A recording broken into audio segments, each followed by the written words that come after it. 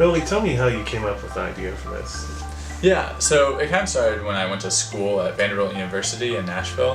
When I showed up as a freshman, I started noticing these people on the corner selling newspapers, and I started wondering what they were doing. All I saw was homeless people just kind of standing on the corner with newspapers.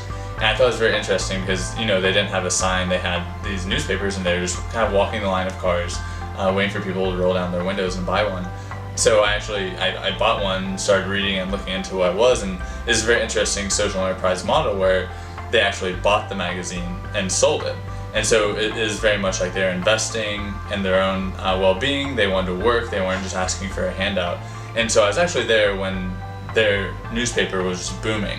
They went from 10,000 sales a month in January 2010 to 120,000 a month in December 2010. And I was there right in the middle of that as they were really picking up. So I saw them go from around 150 to 200 vendors to 350 vendors. So I was there when, you'd pass a vendor every once in a while, to by the end of the year, you could hardly go past a corner without seeing a vendor. And what I found was that panhandling was non-existent. And in the 3 years I've been there, I've maybe run across 3 panhandlers. It's usually downtown late at night. During the day, you just don't see them. They're not out because the vendors have really taken charge and the homeless community has really embraced it, as has the greater community. And so I started looking at, the homeless there, they're just much more respected, they're being treated better, they're being thought of in higher regards. And so I want to know what was different between Oklahoma City and Nashville, because very similar populations in terms of people, in terms of political ideologies and beliefs and all sorts of things. Very, very similar communities and very similar sizes. So it was different with the homeless. And all I could find was this newspaper in Nashville where the homeless had the ability to sell it. And so I decided that's what we needed. If we wanted to change the face of homelessness and change the way they're treated, why not start this paper here and kind of empower our homeless here? This is actually the first edition, and so it's going all right. Curbside Chronicle is a street paper, which is a genre of magazine and newspapers. There are 125 around the world, and there are 43 in the United States, and we're the first in Oklahoma. And so a street paper has 2 missions. The first one is to employ the homeless, which is done through the sale of the magazine.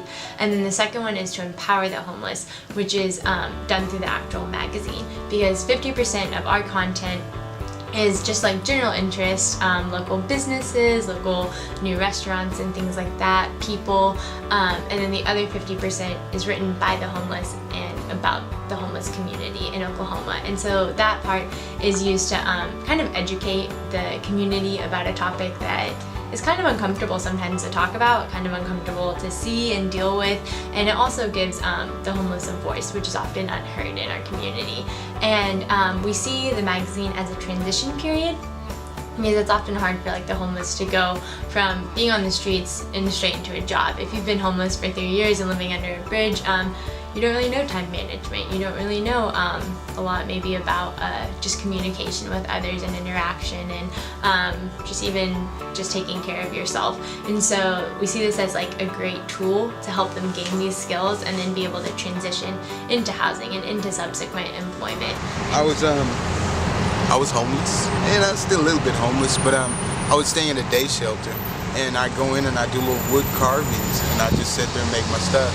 And this lady named Ron, she came by and she seen it, and that's interesting, blah, blah, blah. And she found out a little bit about me and said, well, you're kind of talented in what you do. Let's see, can we get you in something? And she said, by the way, we're starting a new newspaper, and it's called the Curbside Chronicle, and we'll give you a little more information on it. Time went on, they got me into an arts and crafts show, the Mayfest, my first big art show. And through that, they've interviewed me, and they actually put an article in the paper about me. So if you get a chance, pick it up, and you can read all about my little story. But that's long story short, that's how I met him, through a day center in Oklahoma City. So the original idea was pitched to the Homeless Alliance in November of 2011. And since then, we've been doing a lot of kind of the developmental work, a lot of the research. I started doing some work with my social enterprise class and the chair of the Social Enterprise Alliance who was teaching the class, developing the business plan, doing a lot of the research into other street papers and what they look like. We have kind of an interesting magazine that it's fairly different than the other street papers around the U.S. and around the world, and it's because of all the research that went into this. It's over a year of research before we ever put anything into action. And I think that's why our model is so unique, is because we've tried to build upon all these successes. Then coming back, we've been working on for about a year, actually putting it into place, building the relationships, building the model, working with the community, working with the partner agencies. So about a year of research, and then the past year we've been doing more of the developmental side. The way it works is that our vendors get their first 15 magazines for free, and then they sell them for the suggested donation of $2, and then they pocket all of that money. And then after that, they buy each magazine for 75 cents and sell it for $2. So they make $1.25 off of each magazine after that. And the 75 cents, one, keeps us sustainable to help pay for printing, and then it also has them invested in their future. They have to invest in their work, which just helps them become more responsible. So our plan is for the first 2 issues to run for 2 months.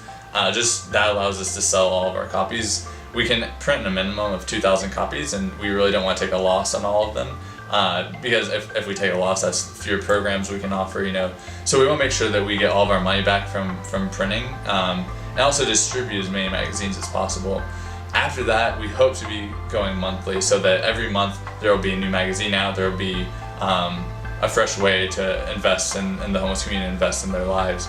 So we're hoping in the next couple of months to be able to transition from every other month to monthly. And the idea is within 3 years to actually go twice a month. That's kind of our goal. There are a few papers around the U.S., including Nashville, who've done it very successfully, and we'd like to go that route, but it's going to take time to get there. As long as you're providing a service or trying to do something, I feel that's much better. So I'm 100% on board with the Curbside, trying to change the face of Panhandle.